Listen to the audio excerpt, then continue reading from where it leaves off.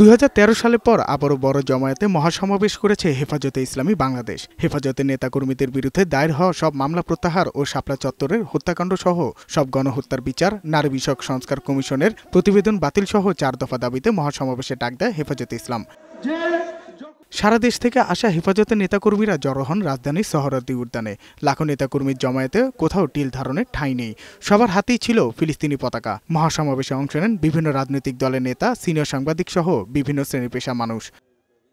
এ সময় বক্তারা বলেন, শাপলা চত্বরের গণহত্যার ঘটনায় শেখ হাসিনাকে ছাড় নয়। বাংলাদেশে আর ফ্যাসিবাদ ফিরে আসতে না পারে আপনাদের দায়িত্ব শুধুমাত্র সেই সংস্কারগুলি করা, যে সংস্কারের মাধ্যমে বাংলাদেশে ফ্যাসিবাদের পুনরুত্থানের পথ আমরা বন্ধ করতে পারবো।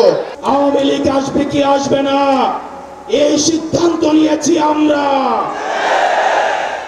আওয়ামী লীগ মারা গিয়েছে বাংলাদেশে, আর জানাজা হয়েছে দিল্লিতে। এই তরুণ প্রজন্ম আমরা হাসিনার ফাঁসি নিশ্চিত করা পর্যন্ত আমরা আন্দোলন চালিয়ে যাব। 2013 সালে শাপলা চত্বরে গণহত্যার বিচার, ফ্যাসিবাদের আমলে দায়েরকৃত সব মিথ্যা মামলা প্রত্যাহারের দাবি জানানো হয় মহাসমাবেশ থেকে। এছাড়াও সরকারের উদ্দেশ্যে 12 দফা ঘোষণাপত্র দিয়েছে হেফাজতে ইসলাম। রাখাইনকে মানবিক করিডোর প্রদানে সরকারের সম্মত হওয়া সম্পূর্ণরূপে আত্মঘাতী সিদ্ধান্ত।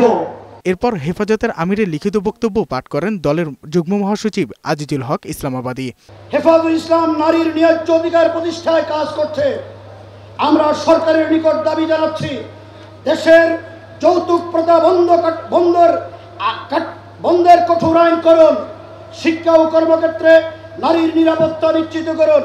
দলটির নেতারা বলেন, ইসলামী বিধানই পারে নারীদের ন্যায্য অধিকার প্রতিষ্ঠা করতে, সেজন্য কাজ করছে ইসলামী আদর্শের দলগুলো। আর দলের অন্যতম শীর্ষ নেতা মামুনুল হক বলেন, আওয়ামী লীগকে যারাই পুনর্বাসনের চেষ্টা করবে তাদের বিরুদ্ধেই লড়াই চলবে। আমার দেশে অসংখ্য আলেম ওলামা নিরীহ মানুষকে জঙ্গি তকমা দিয়ে কারাগারে রাখা হয়েছে। তাদের মুক্তির আগে সংস্কার না নির্বাচন হতে দেওয়া হবে না বাংলাদেশে।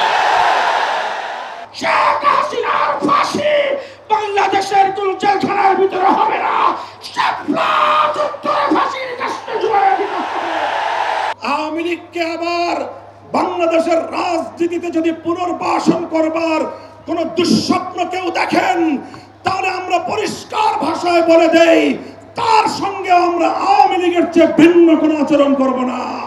সরকারের তৎকালীন গোয়েন্দা সংস্থার কাছে যদি তার কোনো তথ্য থেকে থাকে, আমি বর্তমান সরকারের কাছে দাবি জানাবো, আমার শাপলা চত্বরের বেওয়ারিশ হিসেবে দাফন হওয়া প্রতিটি লাশ, গুম হওয়া প্রতিটি শহীদের তথ্য উদ্ঘাটন করতে হবে, জাতির কাছে প্রকাশ করতে হবে।